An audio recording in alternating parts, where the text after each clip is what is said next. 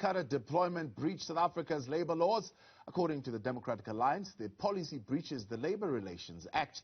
The official opposition explains that every applicant for all government jobs that were advertised and then offered to a cadre deployed would have a claim for an unfair labour practice and possibly unfair discrimination. Joining me now to unpack this is DA's Member of Parliament, Michael Bagraim. Michael, good to have you with us tonight here on In Focus. Why do you believe appointments done via the cadre deployment policy would constitute what you call unfair labour practices? Thank you, Taba, and thank you for having me on air. It's quite simple. We have legislation in this country, the employment equity legislation, which was finally passed under our democracy in 1998.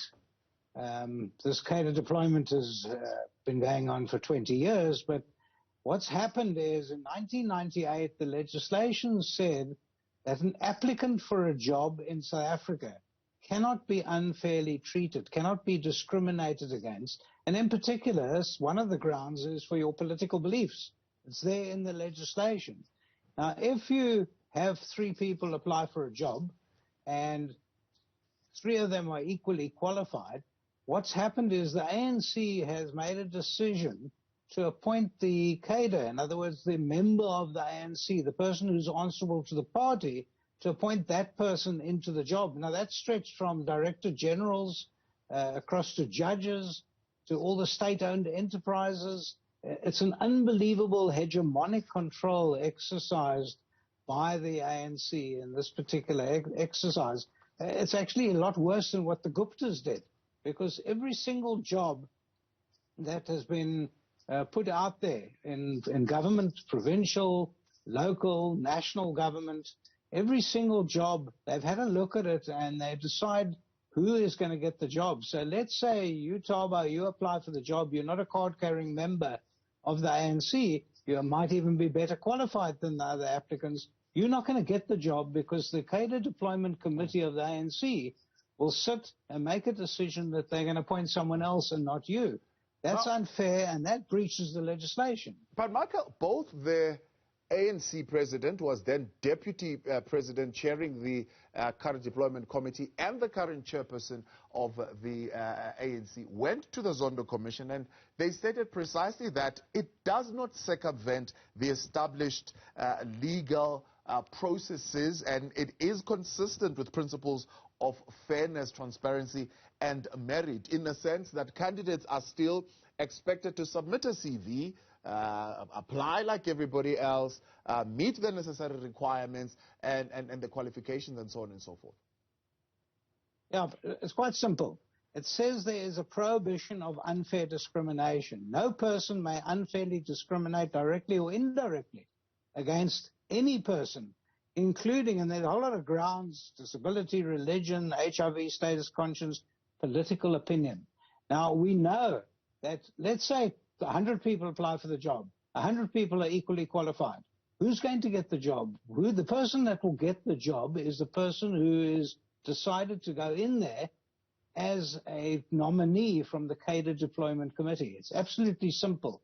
And it's quite clear that it is against the legislation. Now, I understand that the Employment Equity Act came in 1998. But since then, any applicant for a job must have a fair chance not to be discriminated. Now, they're making decisions behind the scene. It's nefarious. It's duplicitous. It's really bad stuff. In other words, these people are answerable to the party and not answerable to the employer. Yeah. So let's say you want to go and get employment with Eskom. The committee decides who's going to get the employment. Yes, they do try and find people that are qualified, but they are answerable to the party and not answerable to Eskom, not answerable to SAA. Yeah. That's why we've got so many destroyed state-owned enterprises in this country. We've destroyed our economy because of this. The second argument then would be that this policy as you put it, you're saying it was in place since 20 years ago. They'll actually take it even further, saying even in the National Party days, the deployment policy, maybe not in so many terms, has always been in place because, as the president of the country argued at the Commission of Inquiry, that the 2007 Organization of Economic Cooperation and Development paper on public governance says that it's important in the implementation of the mandate of that particular organization that is ruling. Whether it's the DA in the city of Cape Town, they would do the same thing to be able to implement their mandate. No, absolutely not. The DA would never do something like that. And yes, I do agree with you. The National Party did do that. And that's why they were so duplicitous. That's why they were so nefarious. Thank God we've got rid of them. We thought what we were getting was a democracy. We didn't get a democracy. What we got was a party who wanted hegemonic control. And the tentacles spread throughout society. It's just not right. You cannot run a state where they're answerable not to the state, not to the government, not to the national government or the provincial government or the local government. They are answerable to the party. In other words, the party wants to control at all costs, even if the economy is going to tank, even if it's destroying South Africa. And we've heard this from the president. He's answerable to the ANC, not to the country. We're hearing that all along. Unfortunately, the president lied to the Zondo Commission. I mean, the whole issue with judges, there should be people that are not answerable to anyone other than to the Constitution and our laws. But judges have been put forward because they're members of the ANC and they're answerable to the ANC. We've seen director generals, those are the CEOs, come and actually give evidence at the party. I mean, it's unbelievable. It is unbelievable what's come out over here. And I think all South Africans should be equally shocked that we've got the National Party all over again. And this is not tolerable. We know what's happening to our country. We know that we've picked on people like the Guptas who stole half the economy. But what this is doing, this has actually put a cancer into the entire society. Yeah. Every single state-owned enterprise has got people who have been appointed by the ANC, answerable to the ANC, yeah. And I am willing to bet that many don't have the qualifications that others had at least applied. They've all got claims. They can go to the CCMA. They can then go to the Labour Courts. Yeah. They've all got claims, every single one of them. How would they be able, Michael, to support that claim?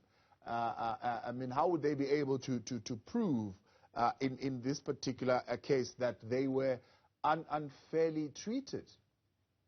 Well, it's quite simple. You have to come forward, fill in a 711 application to the CCMA, claim that your qualifications are perfect for the job. The person that's in the job happens to be a member of the ANC. Then the onus lies, as a labor lawyer, I'm telling you, the onus lies with the employer to disprove. It's not for the person to prove. It's for the person to make the allegation, then they have to disprove. So you can imagine the message must go out to everyone that applied for any job at an SOE or any government job in the country for the last 20 years. They now can come forward and say, I was unfairly treated. Then government has to disprove that claim. It's going to have a nightmare of repercussions right throughout our economy. That's why I wrote the article initially. People are coming to me as a labor lawyer and saying, I didn't get the job 5 years ago. Now I see this. I want to put in a claim. So I've advised them to go ahead and put in their claims. People are now starting to investigate and having a look as to why they weren't appointed. And people are now shocked, saying, I should have got the job. Maybe it was someone who was a member of the ANC that was appointed by that cadre deployment committee. It's a real problem. And for government to now disprove is going to be a nightmare for them. What are the implications then of that? I mean, these appointments, some of them were 9 years ago, 8 years ago. There are other probably more well-qualified people in those positions today. Yeah, correct. But government's going to have damages. You can imagine that person might have got a job elsewhere, not as a director general, although they applied. They should have got it 8 years ago. They took a job at half the salary elsewhere. There's a claim. And the claim only runs from now because people have only found out now that these minutes have now been released by the Zondo Commission. And now your time starts running.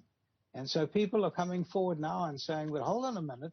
I always suspected there might be a problem. Why didn't I get the job? I think I'm the most qualified. Now I know why. Now the state must come and prove otherwise. And this is going to create major problems for government. It's wrong. The whole thing is wrong altogether. Over and above, it is breaching the Employment Equity Act. It's also unfair. It's discriminatory. There's a whole lot of problems that arise out of people taking that hegemonic control. It's almost like a fascism, which is dangerous. We can't afford it in this country. We're almost bankrupt anyway.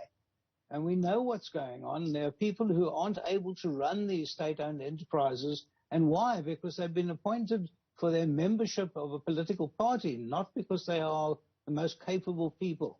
That's what we're seeing. And we couldn't ever understand it. I couldn't ever understand, why can't we run SAA? Why can't we run ESCOM? Why can't we run all the state? I'm going to go through all of them, even the post office. These are all people that got appointed because the party approved them. All right, Michael, we're out of time. Thank you very much for coming through. That is dear MP there, Michael Bagraim, joining us tonight on In Focus. Thanks for that intervention.